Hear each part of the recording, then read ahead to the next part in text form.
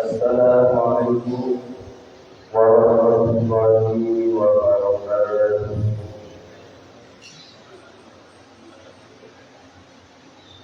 Bismillahirrahmanirrahim. Alhamdulillahi rabbil alamin. Wa bihi nasta'inu ala umuri dunya waddin. Wassalatu wassalamu ala asyrafil anbiya'i wal mursalin. Sayyidina wa maulana Muhammadin wa ala alihi wa sahbihi wa barik wa sallim.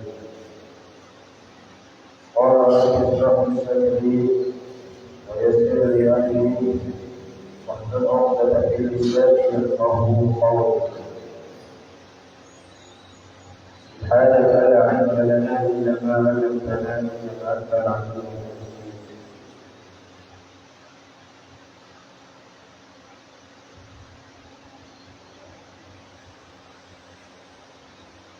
Yang kami hormati hadirin wal hadirat, tuan-tuan, bapak-bapak, ibu, terutama dua kita tercinta, yaitu Ustaz Al-Fatih, selalu kita yang sehat. Itu orang kita berbicara. Semoga mudah-mudahan beliau tetap sehat, panjang umur, yang baik. Puji syukur kepada Allah Subhanahu wa Ta'ala dan segala rahmat dan hidayahnya hingga kita bisa ini. Kalau kita melaksanakan sholat subuh, kita masih ada kesempatan untuk bersedia.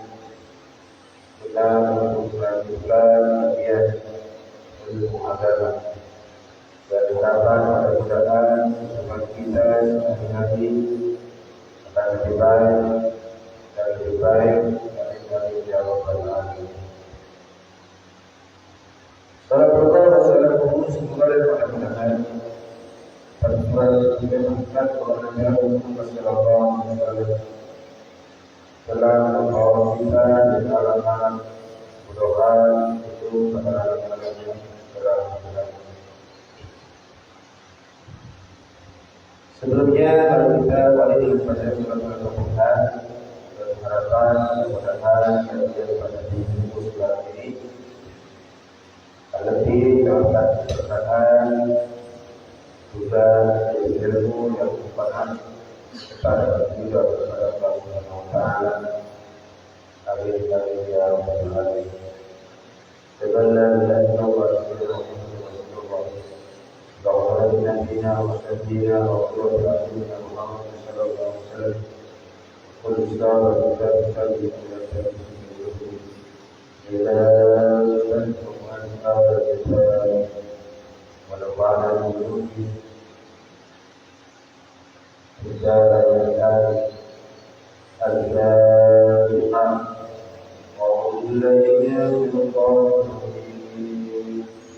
Bismillahirrahmanirrahim Alhamdulillahi Rabbil Alamin Ar-Rahmanirrahim Maliki Yawmiddin Iyyaka na'budu wa iyyaka nasta'in Ihdinas siratal mustaqim Siratal ladzina an'amta 'alaihim ghairil maghdubi 'alaihim waladdallin.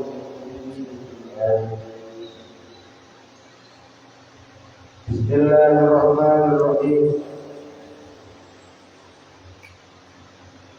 Dalam sekarang ini akan menerangkan hadis.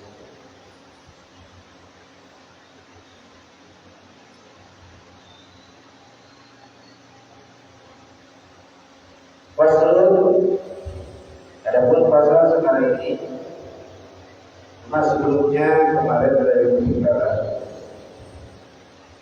terus selanjutnya mandi, jadi bagi orang kafir. Bagi orang kafir ini hukumnya mati setelah dia masuk Islam. Ini adalah sunat.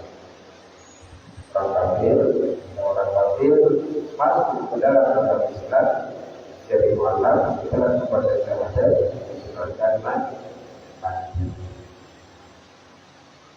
Sudah penelitian dari ulama. Kecuali apabila sebelumnya telah pernah hadas besar atau menjawab wajib. Ini wajib mati orang yang baru masuk. Kemudian ada lagi ulama yang mengatakan orang kafir yang masuk ke dalam agama Islam tidak wajib mati. Alias tidak wajib mati dulu. Tidak wajib mati hadas besar. Ya, ketika mereka itu orang yang dewasa, orang dan berkeluarga semuanya. Ya, otomatis pada orang sudah berkeluarga, otomatis dia telah merasakan jima dengan istrinya sebagainya. Otomatis dia kan pernah mengandung hadas besar. Ini kata ulama lagi ada yang mengatakan tetap tidak diwajibkan mati karena apa? Karena perbuatan waktu itu tidak ada tuntutan. Itu mati wajibnya dia gugur. Jadi kalau ada orang yang baru Islam dan kalau kita di hukumnya sunat cuma lebih berhati-hati agar tubuhnya lebih bersih lagi, maka dia bisa tubuh biar pastinya nanti hadas besar. Ya, jadi kalau bukan orang Allah bisa lebih sebenarnya. Jadi kita ini agar lebih berhati-hati, anjurkan saja untuk mati hadas besar. Kalau semuanya tidak mampu atau belum tahu cara-caranya, dapat kenapa? Dan juga ada ulama yang mengatakan jawab.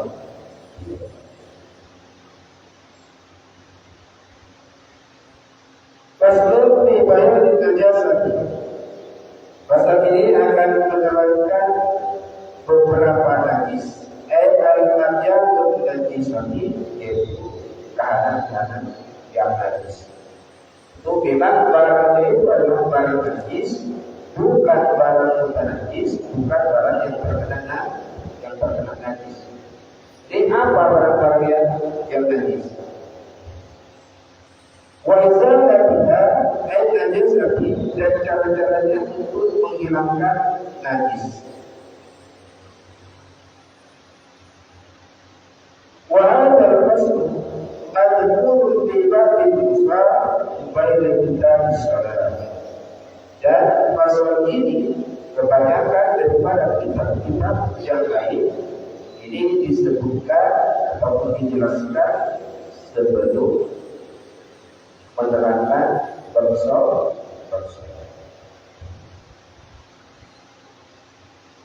Jadi apa yang dikatakan hadis? Wa najasa kulluatan al-syai'ul musbatan. Najis secara logatnya, secara bahasanya ialah sesuatu yang menjijikkan. Walau sekalipun itu adalah suci, ia adalah sebagai bahasanya saja. Jadi apa yang dikatakan najis? Najis ialah sesuatu yang dianggap jijik. Jadi barang yang menjijikkan secara etimologinya, secara bahasanya ini adalah barang yang menjijikkan. Jadi apa saja yang menjijikkan ini secara bahasanya ini adalah najis. Jadi kalau semuanya secara ucapan, secara kasar-kasar kita mengatakan ada perkara ini jadi najis.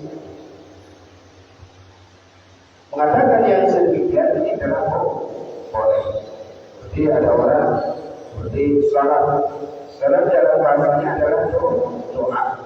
Jadi kalau sudah ada orang berdoa, dia dikatakan orang sholat.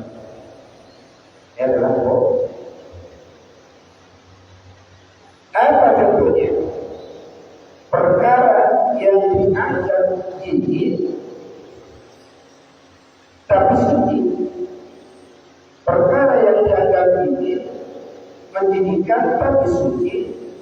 Ya seperti contohnya kalungsor, seperti ludah. Ini ludah menjijik, menjijikkan. Ini tidak ada orang yang mau diludahi. Ataupun tidak ada orang yang mau terkena ludah. Kenapa? Karena menjijikkan. Ya. Jadi mengatakan najis kepada ludah ini adalah boleh-boleh saja. Tapi dikatakan najis ini adalah sebagai keturunan saja, yaitu bahasa saja, cuma ucapan saja. Wal dan juga kerak. Wal mani dan juga mani, dia adalah barang suci tapi menjadi mudah menjadikan kerak, menjadikan mani juga menjadi. Tetapi ketika terjadi pada suci. Nah sekarang masyarakat najis yang dikatakan secara syar'inya itu secara ilmu agamanya ialah merumuskan dari yang namun min sihhatis shalat, ialah setiap sesuatu yang bisa mencegah kepada kesahihan salat. Najis secara syar'inya adalah sesuatu yang bisa mencegah kepada sahnya salat. Di apa saja yang bisa mencegah kepada sahnya salat, ini adalah najis. Haitsulah orang bisa yang sekiranya tidak ada kekurangan. Ya.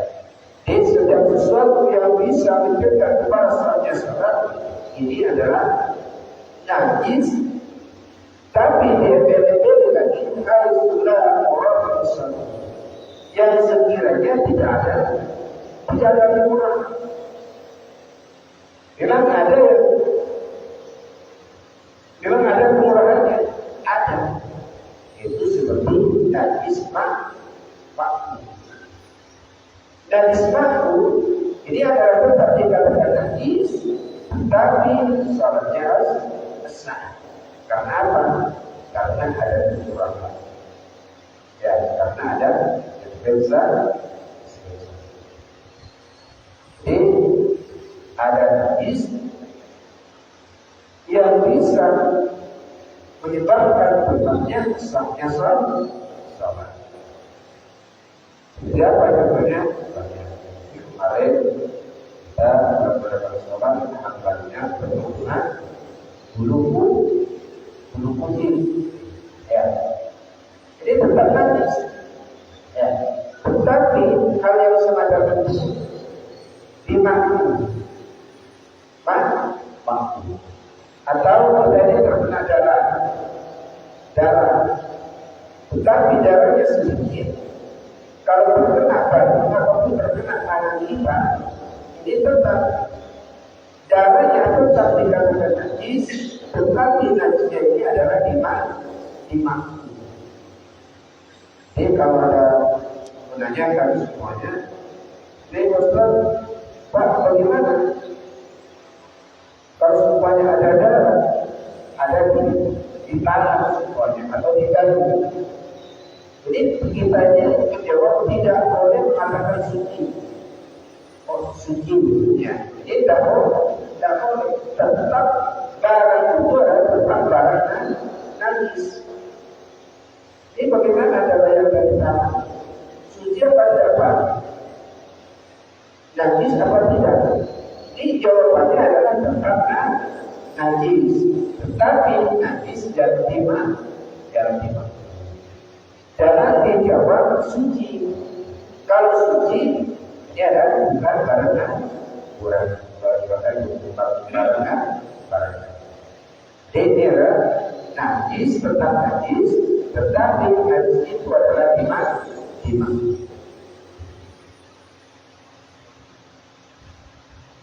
Supaya terkulul mustajibu bil hajat. Maka dengan demikian masuklah daripada kata-kata yang dimurahkan, yang dimasukkan ialah seperti bekasnya orang yang selesai daripada istinja menggunakan batu. Dan orang yang istinja menggunakan batu ini tetap zuhurnya atau dagangannya tetap masuk tetap najis. Dia tetap najis. Tetapi sisa-sisa yang ada di dalam kita atau yang ada di tubuh kita ini adalah dimurah kita. Masih ada sisa najisnya. Ya, bikin andai kata kita digunakan kaca besar ini kelihatan. Ya, kali ini adalah lima.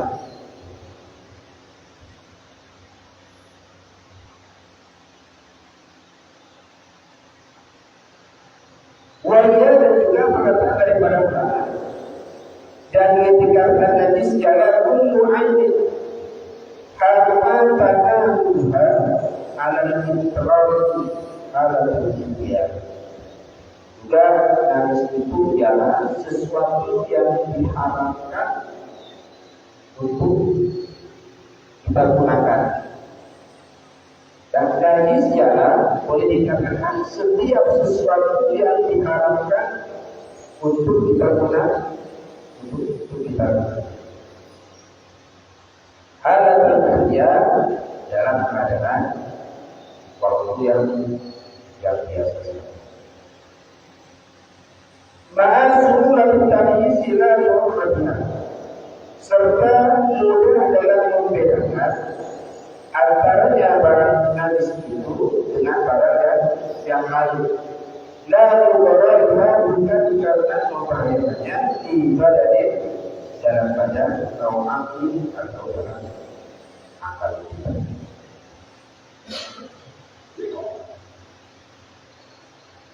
Kemudian lagi ini adalah sejarah tanya saja. Apa barang-barang najis itu? Karena kita menjelaskan barang najis. Najis jalan diantaranya al-bau, khamar, wal-nabitu, dan juga perasaan anggur. Kilau makus kirut wal-najis. Dan kedua-duanya itu adalah najis dan pembahagian. Wal-barku bainahuma, sedangkan perbedaan antaranya khamar dan juga perasaan anggur yang memalukan ialah annal khamar madu min asilil hati. Kalau khamar ialah setiap sesuatu yang diambil daripada perasaan anggur. Wan nabitu, sedangkan nabi waktu dari hasil hati, setiap sesuatu yang tidak dibuat daripada perasaan. Di bawah itu ini adalah khamar. Yang khamarnya ini adalah termasuk perkara najis. Ya, bukan hal saja diminum, tetapi barang itu adalah barang najis. Jadi kalau seandainya kita pernah menemukan seseorang yang minum khamar, kemudian khamarnya itu mengenai kepada badan kita, mengenai kepada pakaian kita, maka badan kita dan pakaian kita ini adalah najis. Jadi kita menemukan khamar semuanya. Ini kalau kita salat ini adalah tidak boleh. Kenapa? Karena khamar ini bukan cuma haram diminum, tetapi barang khamar ini adalah barang najis. otomatis kalau kita ingin melaksanakan sholat harus istiqat terlebih.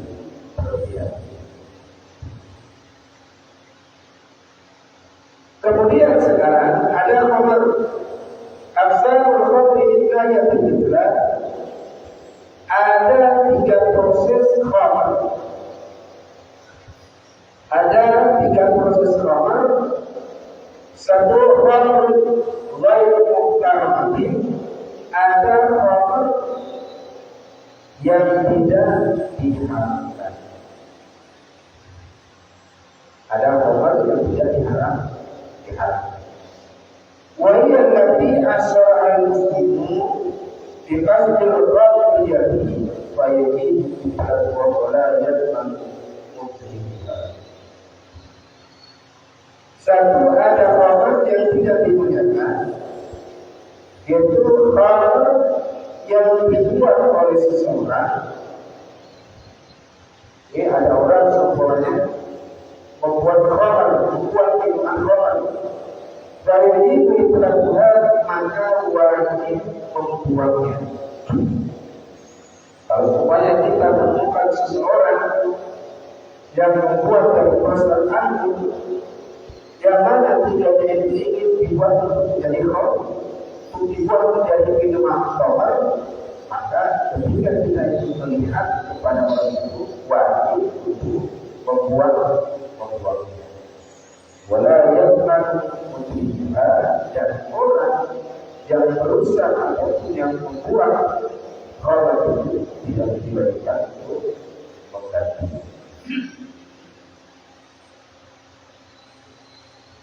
Kemudian ada lagi khamr yang diperbolehkan. Ada khamr yang diperbolehkan. Wa yallati asmara al-jahil mutlaqan awil muslim di qasdil khaliyyah aw ila qasdin wa yaqulu bilanfa wa la yaqman. Khamr yang diperbolehkan ialah itu membuat minuman khamr yang telah dibuat oleh orang kafir mutlaqan awil muslim atau yang dibuat oleh orang Islam, tetapi dengan tujuan dikasih ini dengan tujuan untuk dibuat air untuk dibuat air sama kan? Yang dibuat yang kecil itu biasanya jadi campuran palsu. Ya. Jadi ada khamr yang diperbolehkan, ialah khamr yang telah dibuat oleh orang kafir. Contohnya orang kafir membuat khamr. Awil muslim atau orang Islam membuat khamr. Tetapi membuat khamr itu tertujuan agar gadisnya yaitu bentuk bakso atau lain sebagainya. Maka supaya untuk dilakukan maka harus untuk membuat obat itu walau masuk juga dan andaikan ada orang yang merusak kepada obat itu tidak wajib mengganti, tidak wajib mengganti.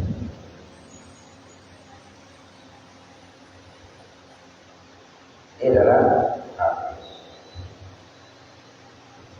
Kemudian yang ketiga, al-farq baina al-muskir, al-mani wal jahil. Sedangkan perbedaannya antara yang barang yang memabukkan, al-mani barang yang memabukkan mani yang kecil, wal jahil dan pada barang yang memabukkannya yang keras. Jadi andai kata ada barang yang memabukkan tetapi barangnya kecil, kain, Atau sekarang ada barang yang memalukan, tetapi barangnya itu adalah keras. Perbedaannya adalah al-kami yang menutup pada. Kalau kita menemukan barang yang memalukan, tetapi barang itu adalah jalil, maka haram diambil barang, maka hukumnya haram itu diambil alias membuka. Jadi kalau semuanya ada barang yang memalukan apa saja, jadi kita hukumnya haram untuk mengambilnya. Wajah najis dan barang itu adalah najis, termasuk buah-buahan. Ini ada kata menemukan buah-buahan, tapi saja tidak ada buah-buahan yang memalukan. Maka kita ini haram hukumnya untuk mengambil kepada buah-buahan itu. Karena barang itu adalah barang najis. Wayamna'u sihhatas salat, dan bisa mencegah kepada kesucian salat. Ini hati-hati bagi orang menemukan buah semuanya. Apa ini? Buah-buahan, buahnya yang memalukan. Mungkin ada buah-buahan kalau yang kita makan malu, tapi dia cair, alias cair, barang itu ada airnya. Barang itu tetap najis, hukumnya najis, dan tidak boleh melaksanakan sholat. Jadi kalau terkena airnya barang itu, airnya harus. Tetapi kalau sekarang ada barang yang memalukan, tetapi barangnya itu adalah keras, halus, maka yang umum tanah haram untuk yang mengambil, wal dan barang itu adalah dikatakan barang. Ini ada barang yang memalukan. Ini andai kata kita makan memalukan kepada kita, maka kita ini tidak boleh mengambil barang itu. Dan andai kata kita ini mengambilnya menyentuh kepada barang itu, maka tetap ini adalah suci. Karena suci, wala yamna'u sihhatas salat ini, maka tidak mencegah kepada kesehatan. Contohnya, mislul al-yud wal hasis. Contohnya adalah seperti ganja, daun ganja. Ini katanya orang-orang, maksudnya ganja ini adalah memabukkan. Ya. Ataupun barang-barang yang lain menjadi semuanya. Ya, barang-barang yang sudah dibuat menjadi pil, sudah menjadi pil semuanya. Ini kan menjadi pil, barangnya harus keras, bukan cair.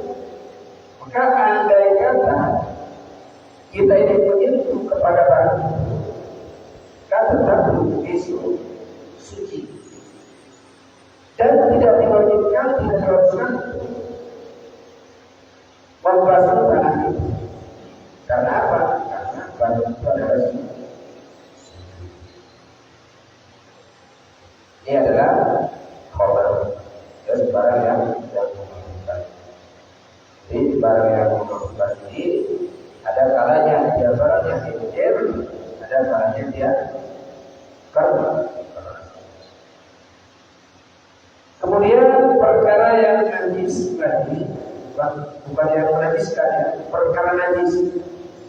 Perkara yang najis ialah al-maitat, bangkai. Ini barang najis adalah bangkai. Yang nanti zalat hayatuna di ghairi daftarin syar'iyyah. Apa bangkai itu? Bangkai adalah hayawan yang hilang kehidupannya di ghairi daftarin syar'iyyah, tanpa kemudian kemudian juga ditemukan burung contohnya mati, maka burung itu adalah najis ataupun apa saja dari itu ini adalah jejak dan bihat ala ghairi tariqatil islamiyyah syar'iyyah, ialah hayawan-hayawan yang telah hilang kehidupannya ataupun hewan yang telah mati dengan tanpa jalan-jalan syariat agama Islam.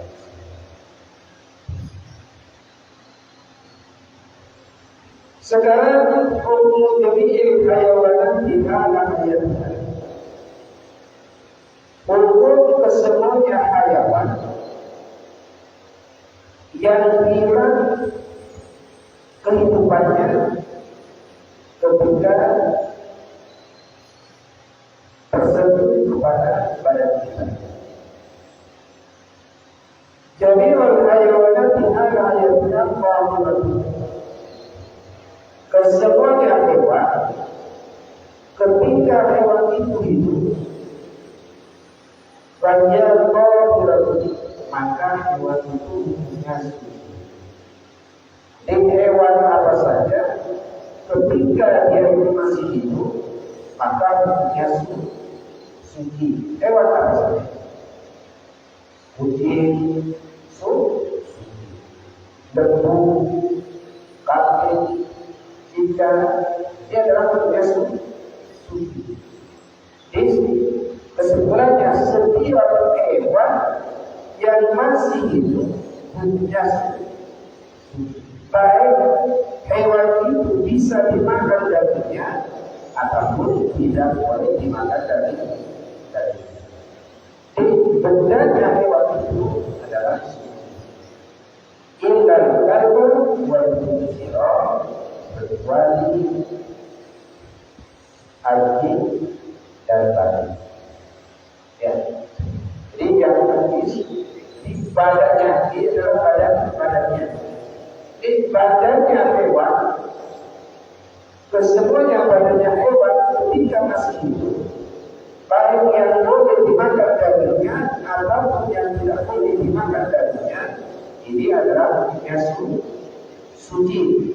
Di apa saja, di ayam, kambing, dia adalah semuanya suci kalau masih hidup. Illa kalbu wal khinzira, kecuali anjing dan kecil, memperbaik anak dan anaknya ataupun keturunan daripada salah satu anjing dan babi. Dan sekarang hukum jami'il hayawanat ba'da mautihah. Sekarang hukumnya kesemuanya hewan ba'da mautihah, setelah dia mati. Ada hukumnya hewan setelah dia mati, baik yang bisa dimakan dagingnya ataupun yang tidak. Kalau matinya biwajib kami besar hati, kalau tanpa sembelihan dan kesah, kulluha la bisatu illa salasa. Kesemuanya adalah najis kecuali 3 perkara. Jadi semua hewan yang mati, semua hewan yang mati atau semua bangkai yang terangnya setiap bangkai ini semuanya adalah najis, baik bangkai yang bisa dimakan dagingnya ataupun bangkai yang tidak bisa dimakan dagingnya, ini kesemuanya adalah najis. Illa salasa, kecuali 3. Yang pertama adalah maitatul ajami, itu banjir ataupun bangkainya manusia. Ini kalau kita menemukan bangkainya manusia atau menemukan orang yang meninggal, ini adalah suci. Wanatul jarar dan belalang yang mati, dan sanaki dan juga ikan yang mati. Jadi ada barang yang mati yang tidak disembelih, ini untuknya tetap suci. Ini ada tiga. Satu adalah bangkainya manusia, bangkainya belalang, juga bangkainya ikan. Jadi kalau kita sebutkan belalang, kemudian ini terkembang belalang apa saja. Ini mati. Ini walaupun kita simpan di dalam satu, ya, walaupun kita simpan di dalam satu, ini adalah yang tidak suci dan boleh asal dibawa sholat.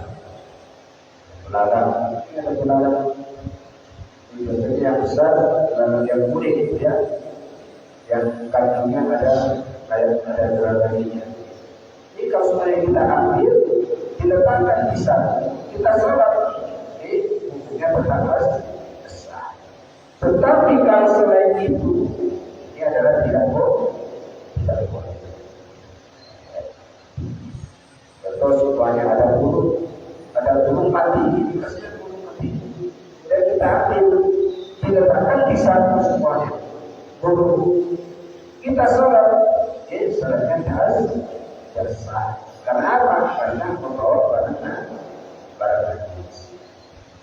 Kalau belalang, ya, karena belalang itu adalah wanita salati dan juga bangkainya ikan. Kita membawa ikan semuanya, ikan. Ini musim hujan, ada ikan berjalan. Ikannya udah mati. Ambil walaupun baru dia, ikannya habis. Walaupun habis baru kita ambil, belum digoreng semuanya. Kita ambil, kita letakkan di dalam satu. Ikan yang telah mati, ikannya belum digoreng, kemudian ditemukan ikan diletakkan dalam satu. Kita sholat, maka sholatnya bernafas besar. Karena apa? Karena ikan itu adalah barang suci.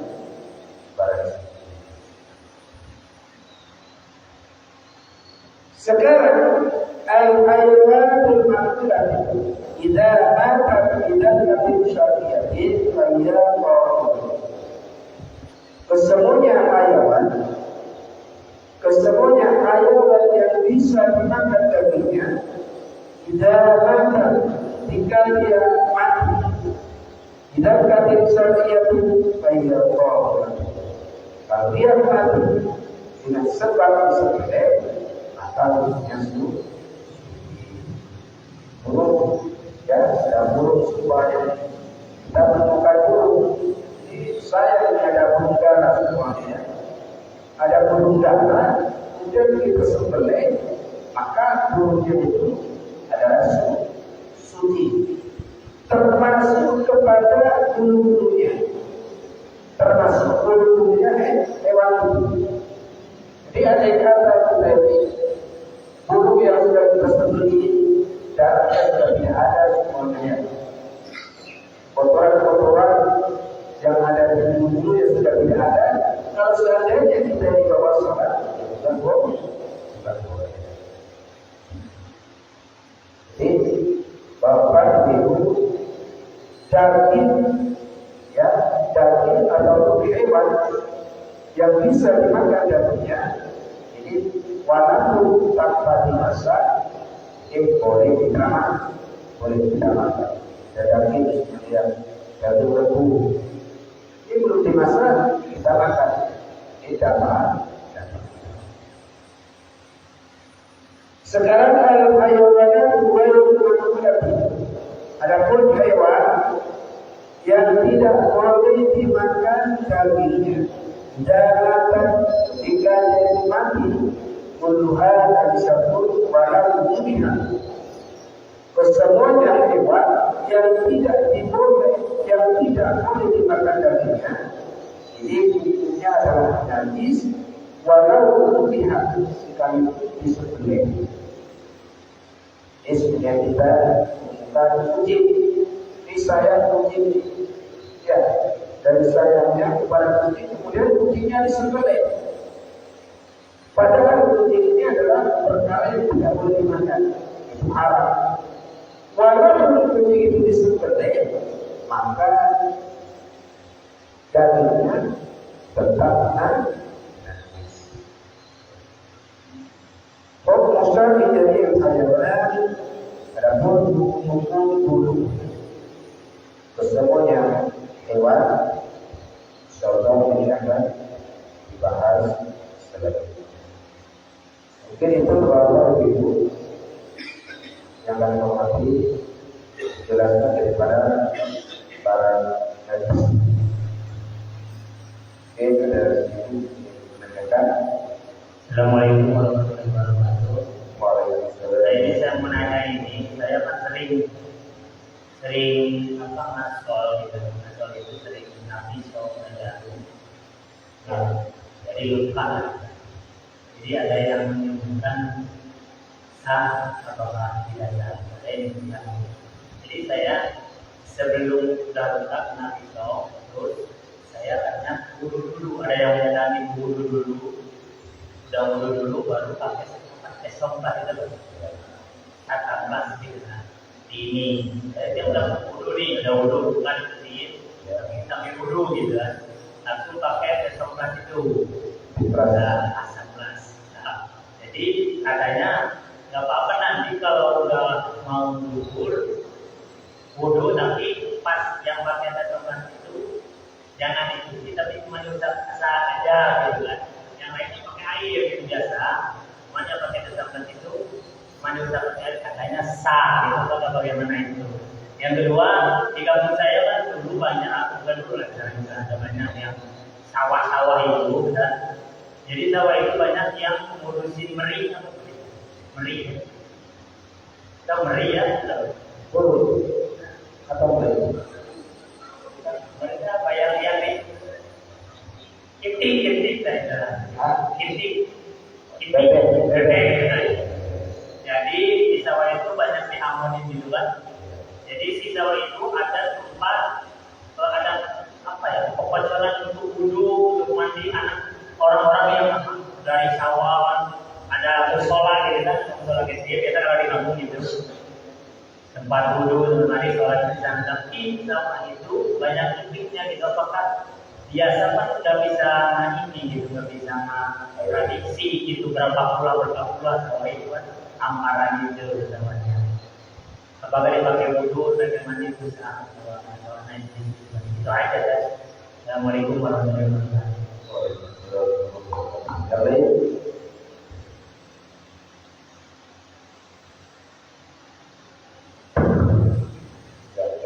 Assalamualaikum warahmatullahi wabarakatuh. Ini di luar tema nih Pak Ustaz. Yang saya tanyakan pertama tentang masalah jamaah. Jamaah ini maksudnya kita berdoa sama imam. Cuman kita cuma menandakan tangan tapi tidak mengaminkan yang apa imam bacaan disebut apakah kita sudah termasuk berdoa sama imam atau tidak. Itu pertama. Yang kedua, karena saya selalu berbicara ke tepi laut, ada non-muslim mengatasnamakan yayasan meminta sumbangan tersebut, apakah boleh dikasih? Itu aja Ustaz. Assalamualaikum warahmatullahi wabarakatuh. Waalaikumsalam warahmatullahi wabarakatuh. Pertanyaan yang pertama, bagaimana hukumnya darah ya? Darah luka yang tadi tangan bawahnya. Ini Bapak Ibu yang mengerti. Ini kalau darah ini ulama banyak pembahasannya. Kalau darah itu ada di badan kita, darah yang sudah keluar pada darah yang ada pada kita yang sudah keluar ada di tubuh kita. Ini ulama banyak mengatakan itu adalah makruh.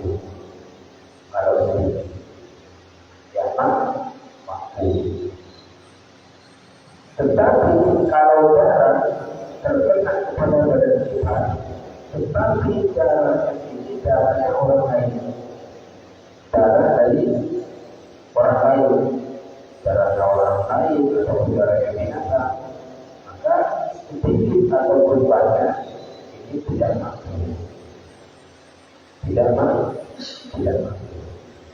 Jadi kalau darahnya kita buka rupanya buka, sekarang di gosok dua kali, digosok dua kali. Maka ini kalau darahnya kering, jika darah najis, ini orang berkering. Ini kalau dibuang sholat, kalau darah kita ini adalah sah. Sah itu melaksanakan sholat. Tapi darahnya harus lagi darah kita darahnya sendiri. Ya. Tapi kalau darahnya sendiri, ada barangnya dari orang lain diletakkan di tangan kita sholat, ini adalah tidak mampu. Ya. Kemudian kalau kita ingin melaksanakan wudu, ya, kalau kita ingin melaksanakan wudu, maka yang terlebih dahulu kita bersihkan dan wudu. Kalau sebuah ingin dikasih perban atau dari bekasnya, jelas tidak apa-apa. Dapat. Dan sekarang kalau semuanya ini datang lagi, ya ini yang sama ini harus tetap dibuka. Ya, dan sebenarnya kalau kita wudu ya, sebenarnya kalau kita wudu harus kita buka.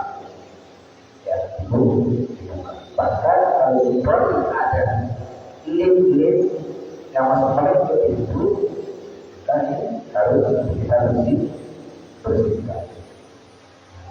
Kecuali bagi orang yang sudah darurat ataupun dalam melaksanakan tayamum. Kalau tayamum dibolehkan. Kenapa? Karena tayamum ini tidak disarankan harus bersemuanya atau tayamum. Tetapi kalau wudu, airnya harus menyeluruh. Ya, ini adalah nama. Sekalipun ada ulama yang memperbolehkan, sekalipun ada ulama yang memperbolehkan, tetapi itu nanti syarat-syaratnya ketat. Harus ada peluang, harus terpaksa. Ini kalau semuanya nanti dibuka, semuanya terpaksa dibuka, karena itu akan menimbulkan satunya penyakitnya tidak parah. Atau nanti kalau punya dibuka dan juga tidak boleh terkena tersentuhan air semuanya.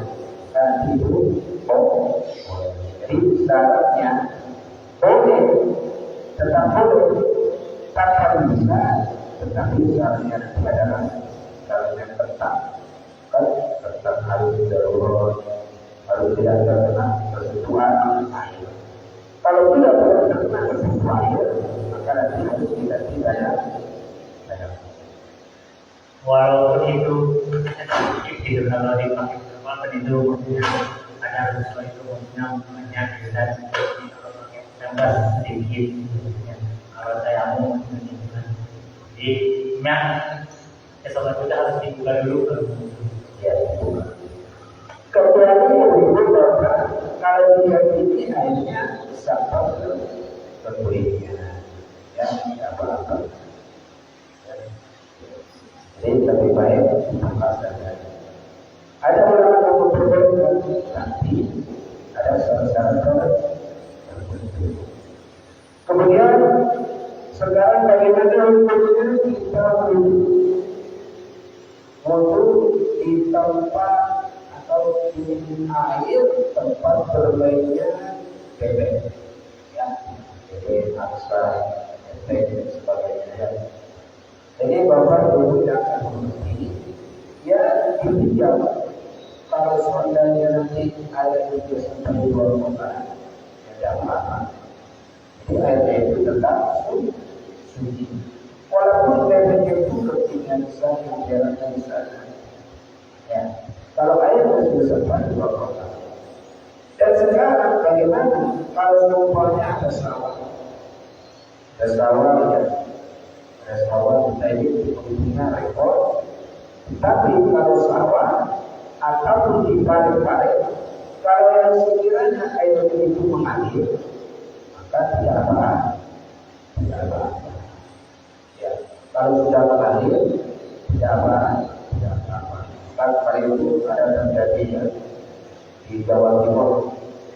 Di Jawa Timur ada orang pengangkut padi, kemudian padi itu, ini padi kalau sudah ada di mobil kan harus disiram biar tidak panas. Kemudian itu disiram di pesawahan, ya disiram di pesawahan, disiram di pesawahan.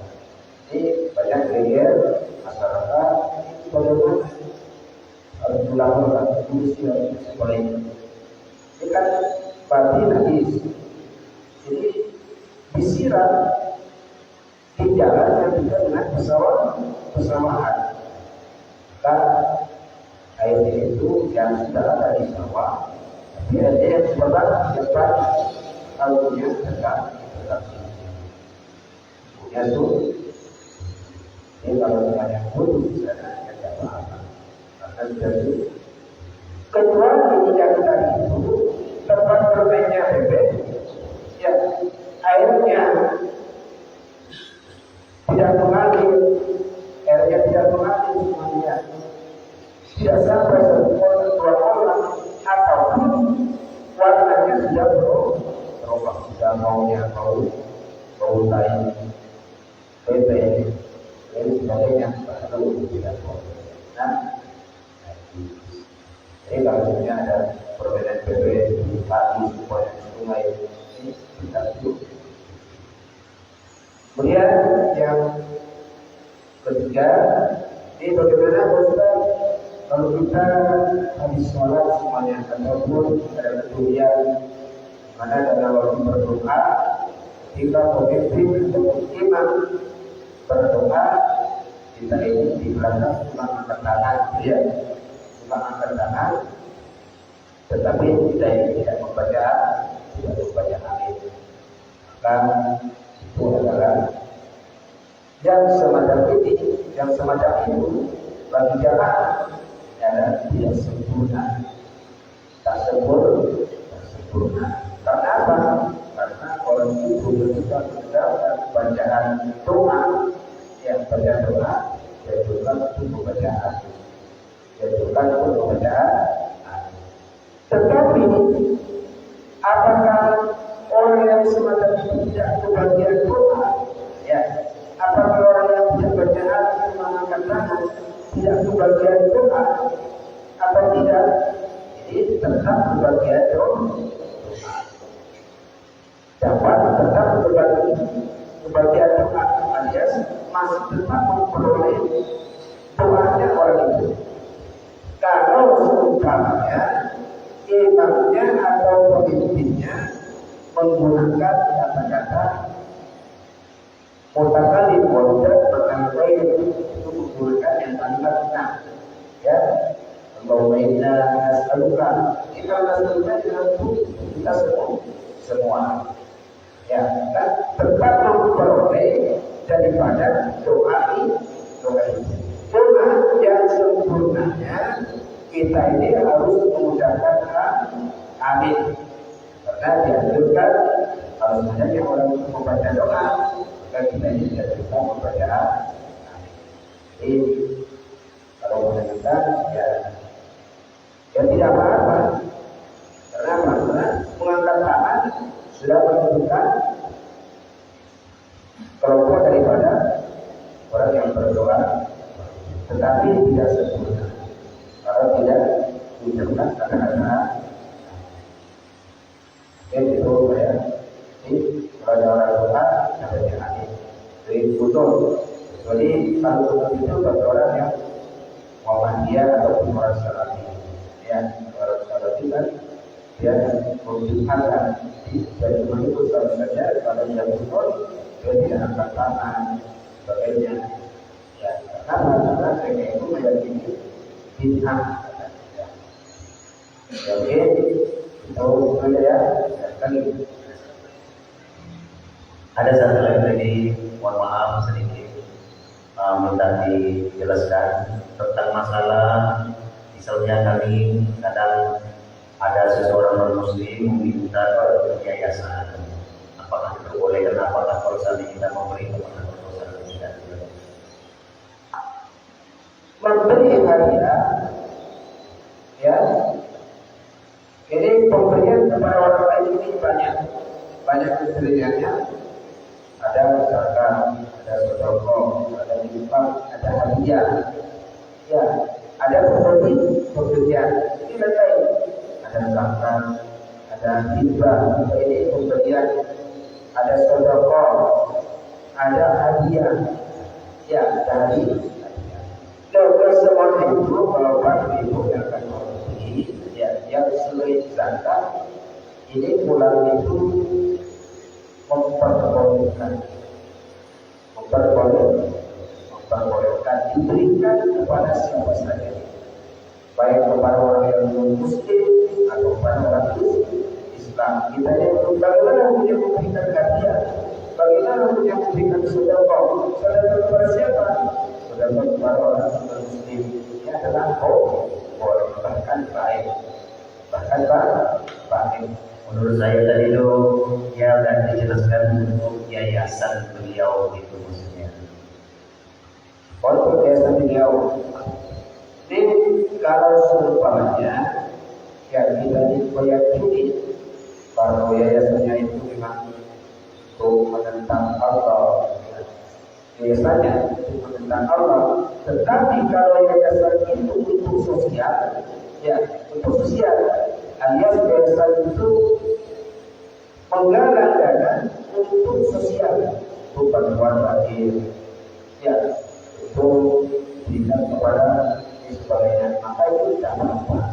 Tetapi kalau kita tidak mengetahui bahwasanya digunakan untuk ibadahnya beliau, ya ibadahnya beliau digunakan untuk membangun gereja ataupun ingin digunakan untuk yang bisa memberikan kemudaratan bahaya, maka hukumnya tidak boleh. Ya, hukumnya tidak boleh. Tetapi kalau cuma menggalang dana, yayasannya orang muslim, tapi berpegang untuk digunakan sosial, gunakan itu untuk berbagi, untuk bangun jembatan, ini adalah hukumnya boleh. Tapi kalau yayasan itu digunakan untuk peribadatan mereka, ya itu dari tidak boleh. Kenapa? Karena sosial dan dia diberikan kepada semua saja. Oke, ini sekalian. Ya, terima kasih. Mudah-mudahan bermanfaat. Semoga bermanfaatnya ini kita mudah-mudahan semoga dan berkah.